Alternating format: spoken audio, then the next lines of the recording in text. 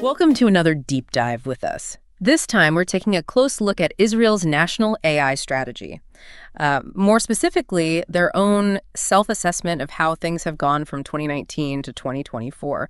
Kind of like peeking at their AI report card, seeing where they think they're excelling and where they might need to do some extra credit, so to speak. It really is fascinating stuff. I mean, a nation's AI strategy, it goes way beyond just technology. Right. It really gives you insights into, well, it tells you a lot about their economic priorities, their perspective on national security, even their aspirations, their hopes for the future. What we're going to be looking at today is how Israel is trying to position itself in this global AI race. And the findings are, well, they might surprise some people. Okay, well, let's jump in. I mean, it's impossible to ignore the AI boom happening everywhere these days. Absolutely. I bet you've noticed it, too, in your own life. It's been incredibly rapid, this shift, Yeah. right? I mean, we've gone from AI being this thing, this kind of futuristic concept, to suddenly it's integrated into our phones, our homes. Yeah. It's even helping us with everyday tasks. Right. And the report itself actually talks about how quickly AI is being adopted. They actually highlight how one popular AI app gained 100 million users even faster than like some of the traditional big players, like social media or streaming services. That's got to tell you something. It's a huge indicator of the impact, yeah. And it's not just hype. There's real potential here, particularly what's known as generative AI, which has this ability to create new content. I mean, McKinsey, for example, is predicting that this could boost global productivity by, get this, trillions of dollars every year. Trillions. That's hard to even fathom. For Israel specifically, they're looking at sectors like cybersecurity and healthcare as having huge potential to benefit from this. You can imagine AI strengthening their cybersecurity, which is already world-class, or even personalizing medical treatment, taking it to a whole new level. I mean, the possibilities are. Sounds promising, but we can't just ignore the potential downsides, right? AI has been in the news quite a bit lately. And not always for good reasons. Oh, absolutely. And the report, it doesn't shy away from those potential pitfalls. The things like the spread of misinformation or biased algorithms or even the concerns about intellectual property rights. They address all of that. They even go as far as highlighting specific examples where these very issues actually came into play during the Guardian of the Wall's conflict. Right. So, I mean, these are not just theoretical concerns. Definitely adds a layer of complexity to all of this. You would think, given Israel's, reputation as this tech powerhouse, that they'd really be leading the charge in AI. You'd expect that, right? Yeah. But actually, if you look at the global AI rankings, their position is slipping. Really? Right. I'm actually looking at these charts right now from the report, charts 3, 4, 5, and 6. And yeah, it does paint sort of a mixed picture, I would say. Exactly. They have a lot going for them. I mean, brilliant minds, a dynamic startup scene, tons of investment in R&D, but they are falling behind in key areas, that's for sure. So what's behind that disconnect? What are they missing? Well, think of it like, building a house, right? Okay. You need more than just skilled builders. I mean, you need a blueprint, you need the right materials, you need the infrastructure to kind of connect everything together. Right. Okay. So what's missing from Israel's AI house? What are we talking about? Well, a few things. First, they seem to lack a really cohesive, unified national strategy. It's not always clear if there's like a central plan driving their AI efforts. Yeah. Second, they definitely have infrastructure gaps, and particularly when it comes to high-performance computing. This is specialized hardware that's essential for training, the most advanced AI models, and Israel is lagging behind in building that capacity. And then finally, they really need to cultivate a more supportive operational environment. Okay. So that means creating policies and regulations that actually encourage AI development and adoption while still addressing those potential risks that we talked about. So they have the talent, it sounds like, but maybe not the best organizational structure. That's surprising, given their success in other tech areas. So why is there this gap between their potential and their actual performance when it comes to AI? That's where things get really interesting. The report suggests that despite some early efforts, like they launched this national initiative back in 2018, Right. they've struggled with follow-through. That national initiative, I mean, wasn't that supposed to be a big deal? It was. Hundreds of AI experts, they dedicated their time, they crafted these really insightful recommendations. But the report suggests that the initiative kind of lost momentum It failed to really translate into concrete action. Wow. That's disappointing. Imagine the experts, like, pouring their knowledge into this project and it just kind of fizzles out. It really makes you wonder how seriously AI was being taken at the time. I mean, was it just a lack of political will, or were there other things at play? Well, funding was definitely an issue. The report, it actually shows that the initial phase of their AI strategy was, well, it was severely underfunded. I mean, they requested a substantial budget.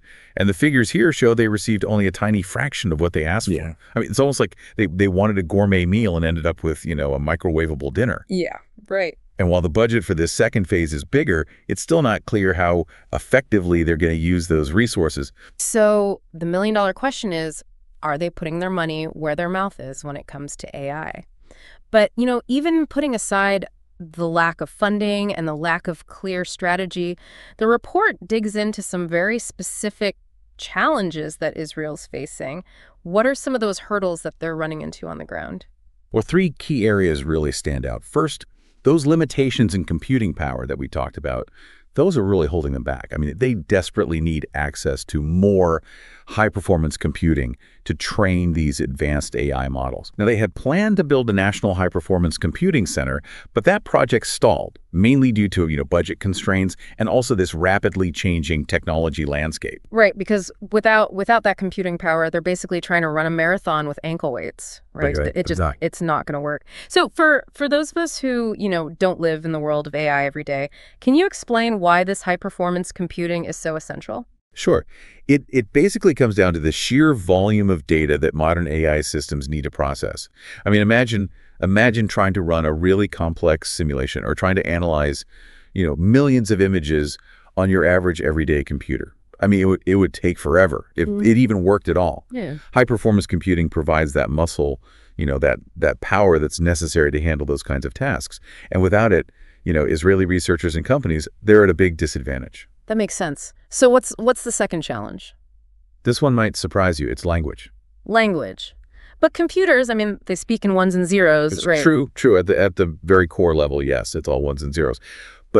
But for AI to be truly effective, it needs to understand and interact with human language. Yeah. And the issue is that most AI models today, they're trained primarily on English data.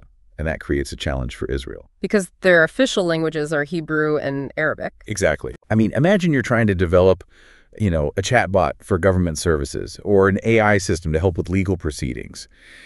These systems, they need to function flawlessly in Hebrew and Arabic.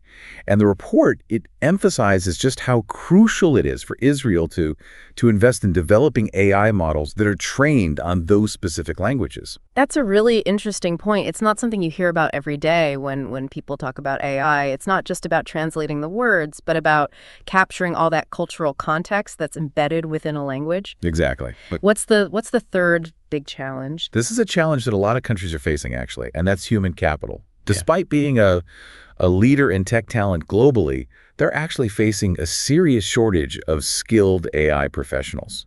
That's surprising. I mean, they've always had a strong reputation for producing top-notch engineers and scientists. They do. But the demand for AI expertise, it's skyrocketing. And the supply, well, it's not keeping pace at all. I mean, companies are struggling to fill literally thousands of AI-related jobs. And in fact, the report states that they need five times the number of graduates that their academic system is currently producing to even meet the industry's needs. Wow. It's like a bidding war for AI talent, and they're up against, global giants with very deep pockets. Exactly. They're not only competing with their own local startups, but they're also up against, the behemoths like Google and Amazon who are, well, they're just scooping up talent with those Silicon Valley salaries. Right. So it sounds like they need to ramp up their AI education and training programs significantly if they want to stay in this game. Oh, absolutely. The report stresses the importance of creating more specialized training programs that are, tailored to the specific needs of the industry. It's not enough just to have theoretical knowledge. They need graduates who are ready to hit the ground running. So we've painted a bit of a concerning picture here, right? I mean, lack of funding, lack of clear strategic direction, and even the shortage of talent. Is there any good news? Are there any bright spots? Well, the report isn't all doom and gloom, thankfully. There are some bright spots. There have been some recent developments that suggest, things might be turning around. Okay, let's hear about those glimmers of hope. What's changing? Well, the most recent government, they seem to be taking AI a lot more seriously than perhaps previous administrations. They've committed to developing a new national strategy. Now, it's early days yet. It's too early to tell how this is going to play out.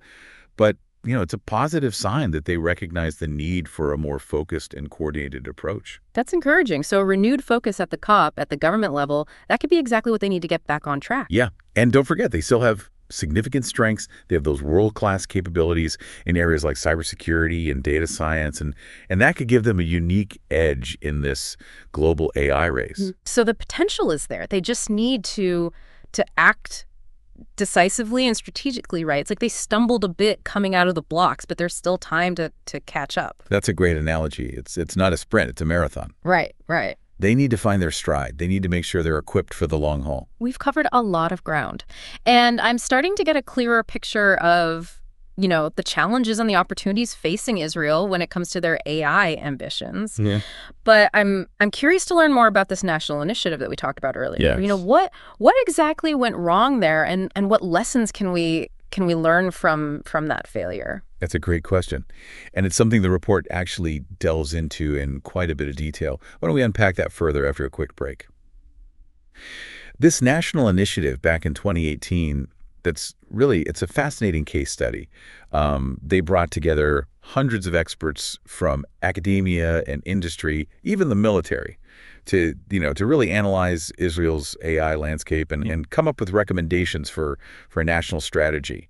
Sounds like they had a real dream team, like all the best minds in AI. What did they uncover in their research? Well, their findings kind of echoed a lot of what we've already talked about. That need for a more cohesive government strategy, the importance of investing in that high-performance computing infrastructure, and of course, that growing demand for skilled AI professionals. They put together a very comprehensive report with detailed recommendations, almost like, a roadmap for Israel's AI future. So they had a solid plan. They had the expertise, the vision. What went wrong? Why didn't it actually translate into real progress? Well, according to the report, it seems like there was a real breakdown in execution. It appears that, the report was submitted to Prime Minister's office, and then, not much happened. It got bogged down in bureaucracy, I guess you could say, and never really translated into concrete action. It's almost like they hired a world-class architect, got these amazing blueprints, and then decided not to build the house. That's a great analogy, and it highlights a key takeaway here, right? Yeah. I mean, having a plan, that's essential, of course, but it's only the first step. You need the commitment, the resources, and the organizational structure to actually implement it. Makes sense. The report, they use this phrase, lack of cohesive national strategy, and I think that really sums it up. They had all the right ingredients, but they didn't have the recipe to bring them all together. Exactly. And that lack of coordination, that contributed to some of the challenges that we've already talked about, like that, the stalled high-performance computing project, or that struggle to attract and retain enough skilled professionals. Right. So the national initiative was ultimately a missed opportunity, but they did eventually formulate like a formal AI strategy, right? They did. Yeah, but it took a few more years of debate and discussion before a national AI plan was officially approved.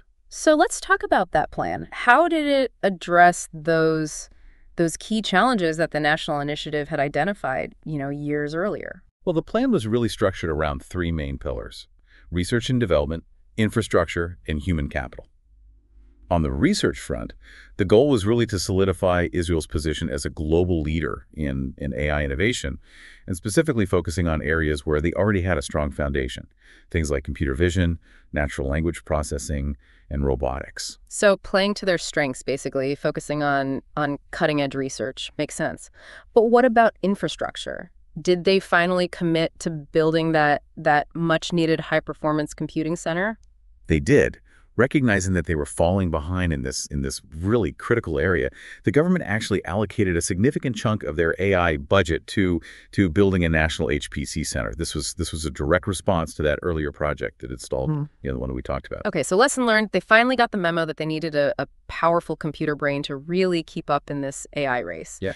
And what about the talent gap? Did the plan address that shortage of skilled professionals? Yes, human capital was a major focus. They set some very ambitious goals to increase the number of AI graduates coming out of universities, establish specialized training programs for professionals already working in the field, and even attract top AI talent from overseas. Sounds like they were taking a multi-pronged approach there, tackling that problem from several different angles. Yes, on paper, it looked really comprehensive, well thought out. But the report does raise some concerns about implementation. While those goals were ambitious, the actual progress has been somewhat uneven. Implementation, always the tricky part. Where did they fall short? Well, one issue was funding. While the government, they dedicated a budget to AI, it wasn't always allocated in the most efficient way. The funds were spread across multiple ministries and agencies, and that kind of led to fragmentation and a lack of focus. So instead of a powerful stream of water nourishing a garden, they had kind of like a leaky hose with the water going everywhere except where it was really needed. Perfect analogy. Another challenge was coordination. The plan, it lacked a strong central authority to really oversee implementation. So that left different agencies kind of working in silos, sometimes even duplicating efforts. Sounds like they needed someone to be the captain of the ship, making sure everyone was rowing in the same direction. What about the specific initiatives within the plan? Did they make any headway on things like high-performance computing or Hebrew and Arabic language processing? Well, there were some wins, definitely. The National HPC Center, that was eventually built, and it is now operational. So that's providing much-needed computing power to researchers and companies. That's a significant step forward. What about on the language processing front? Did they make any progress in developing AI models for Hebrew and Arabic? They have invested resources in that area, and they've made some progress. They've been developing language models, building data sets specifically for Hebrew and Arabic, but it's still a work in progress. It hasn't advanced at the same pace as English language AI. So, building AI applications that really understand the nuance, the complexity of those languages, it's still a significant challenge. So while they've laid the groundwork, there's still a long way to go before those languages are as AI ready, I guess you could say, as English. That's a good way to put it. And it highlights, I think, a broader point about AI in general, right? I mean, it's constantly evolving.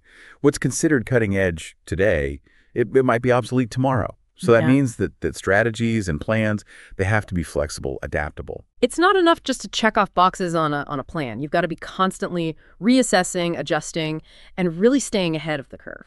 And speaking of staying ahead, the report evaluates Israel's progress. Yeah. And they use their global ranking as a key metric. We saw those charts earlier, and it wasn't a very flattering picture. No, it wasn't. Their ranking in several major AI indices, it's actually slipped, indicating that they are falling behind other nations in this global AI race that we've been talking about.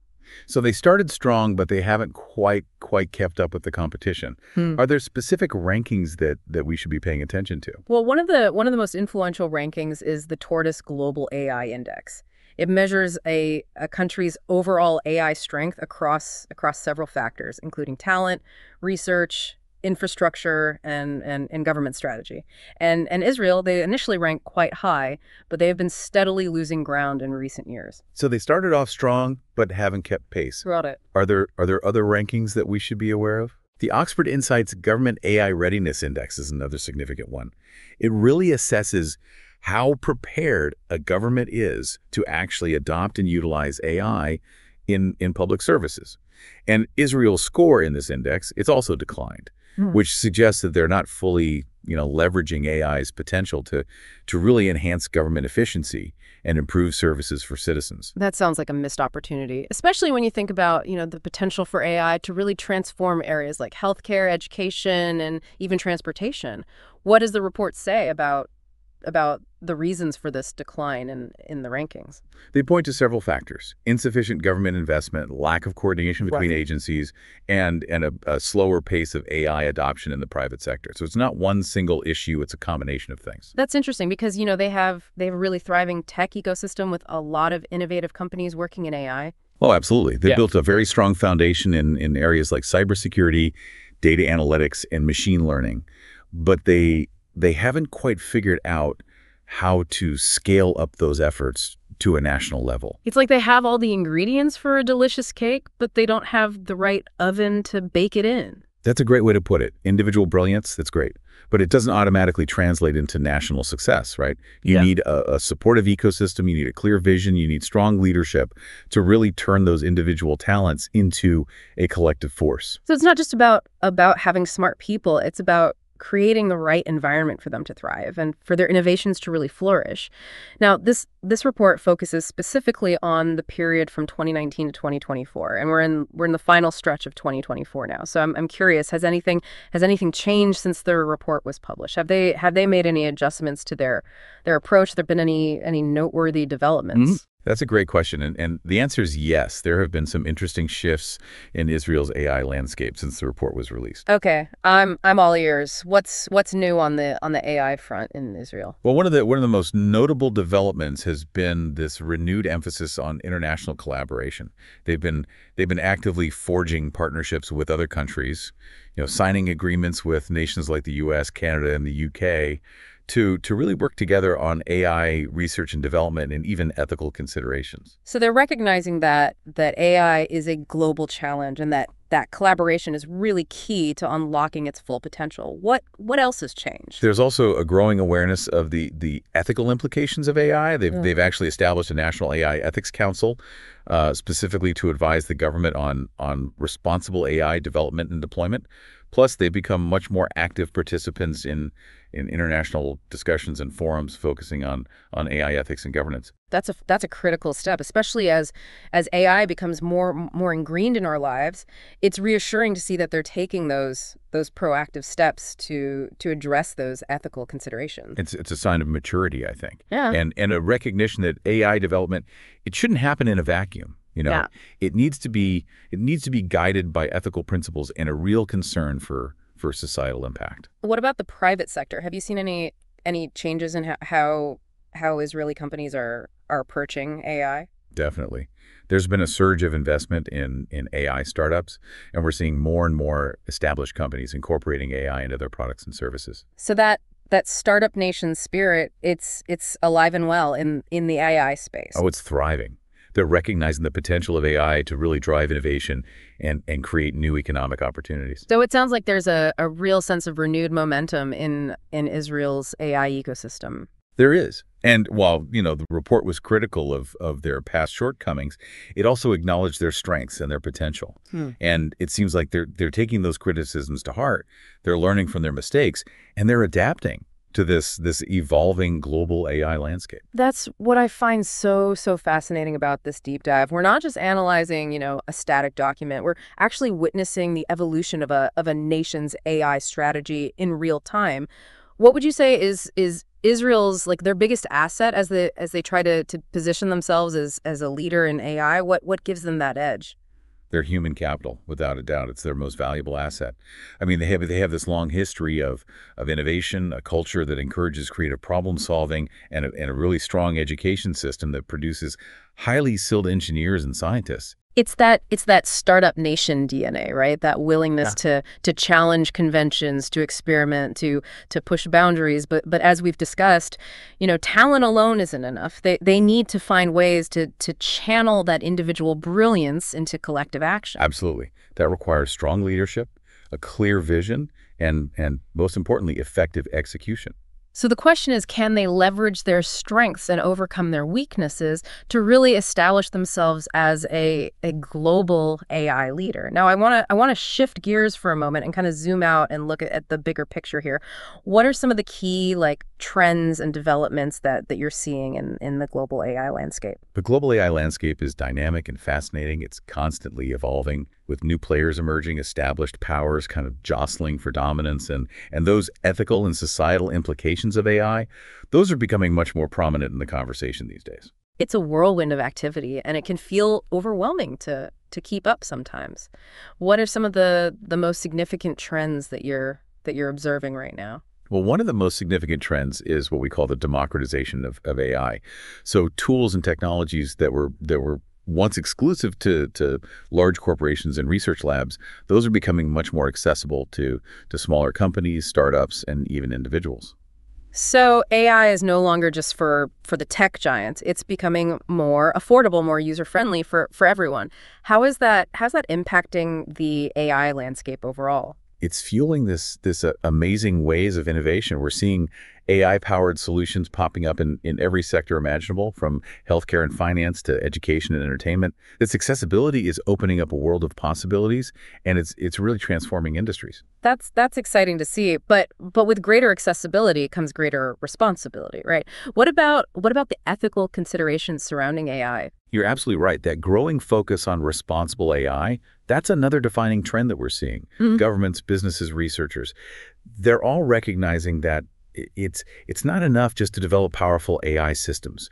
You have to ensure that those systems are used ethically and for the benefit of society, not to its detriment. So it's about establishing guardrails, setting boundaries, making sure that AI doesn't become a runaway train, so to speak. Perfect analogy. And this emphasis on responsible AI, that's driving some really interesting developments.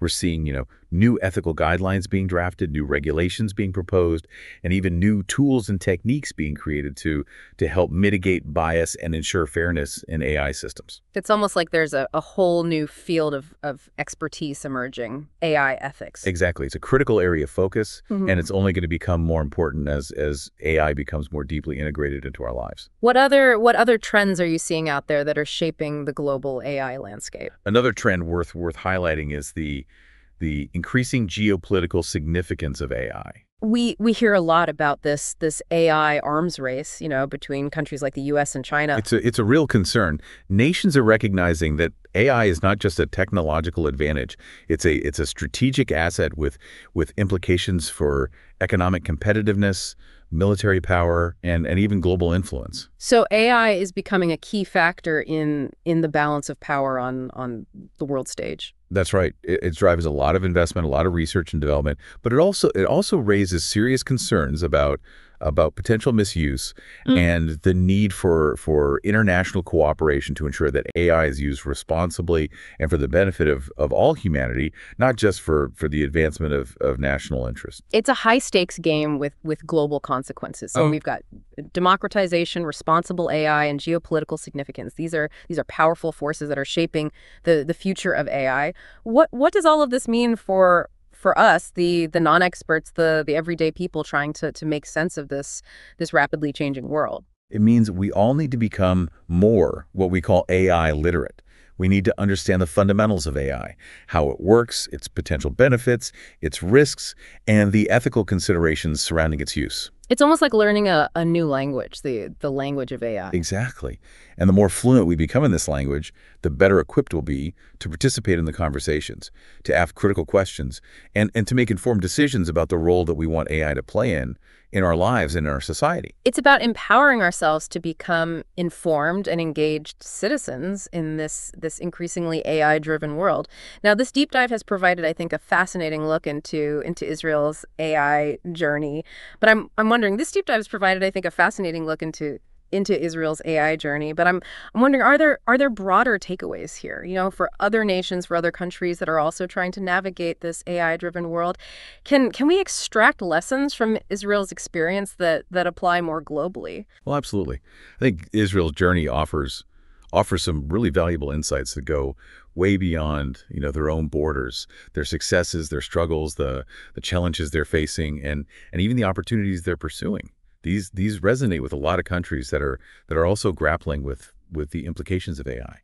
The report that we've been kind of dissecting here, it's quite critical of certain aspects of Israel's AI strategy, but it also acknowledges, their strengths, their potential. If you had to pick one key takeaway for other countries that are also trying to kind of position themselves as leaders in the AI space, what would it be? I would say the biggest takeaway is the importance of balance.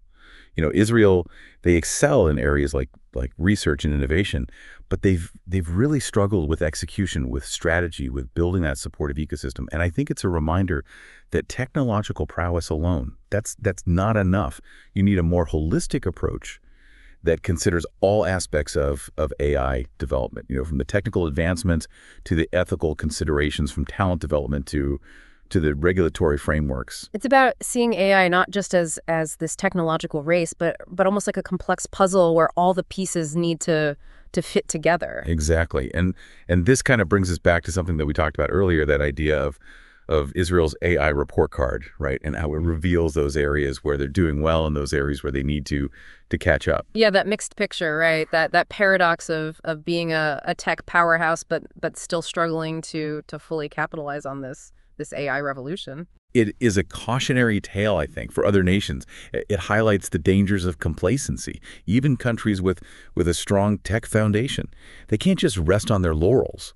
They need to be constantly adapting, investing strategically, and cultivating that dynamic AI ecosystem if they want to remain competitive. It's like running marathon. You can't just sprint out of the gate and expect to maintain that pace for the whole race. You've got to strategize, you've got to conserve your energy, and you've got to make adjustments along the way. That's a great analogy. Yeah. And the report actually does offer some specific recommendations for how Israel can improve its AI game plan, so to speak, moving forward. One that really stands out is the need for a more centralized and coordinated approach. Yeah, we talked about this earlier, that lack of a unified national strategy, that fragmentation of efforts across all these different ministries and agencies. It's almost like each department is working on its own little AI project, but no one is really connecting the dots. That's exactly the problem. And the report, it suggests creating a central coordinating body, maybe a national AI agency, with the authority to really set priorities, allocate resources, and make sure that all those individual efforts are aligned with a cohesive national strategy. So someone needs to be the conductor, making sure the AI orchestra is playing in harmony. Exactly. Another area for improvement is the regulatory landscape.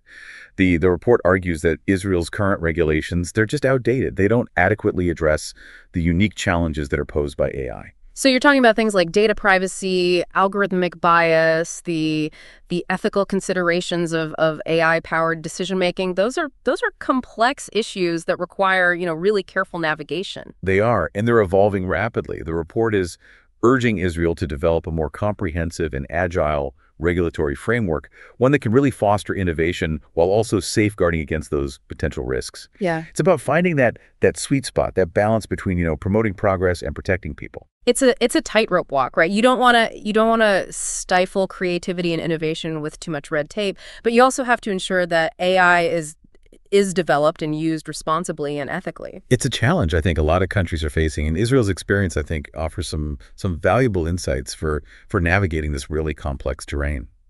Now, the report, it's not all doom and gloom. It also highlights areas where Israel has a real opportunity to shine in this global AI arena. One that really stands out is their expertise in cybersecurity. Yeah, it's a natural fit given their, world-class cybersecurity industry.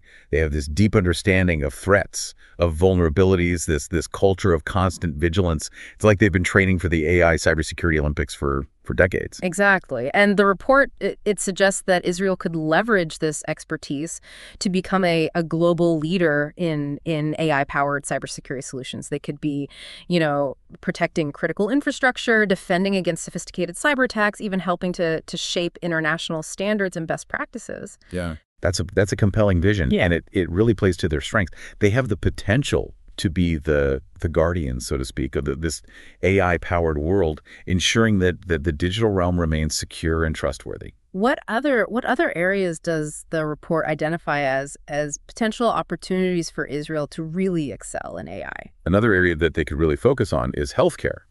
Israel has this long history of medical innovation, of medical research, and they're already seeing some really exciting applications of AI in areas like diagnostics, drug discovery, and personalized medicine. AI-powered doctors, AI-powered nurses, robots assisting in surgeries. It sounds like science fiction. It does. But these advancements they're becoming increasingly real.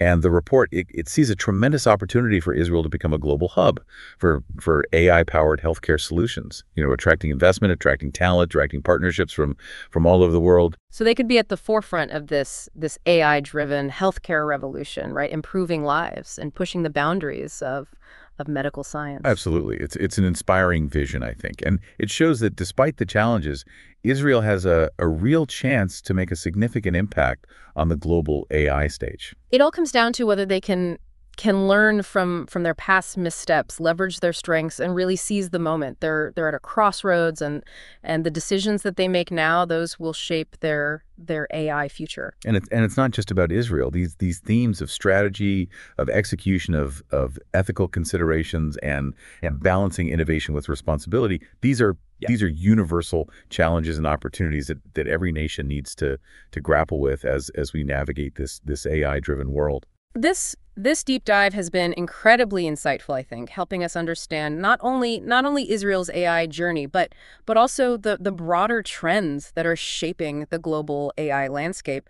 What are some of the key takeaways that our listeners should keep in mind as we wrap up this discussion?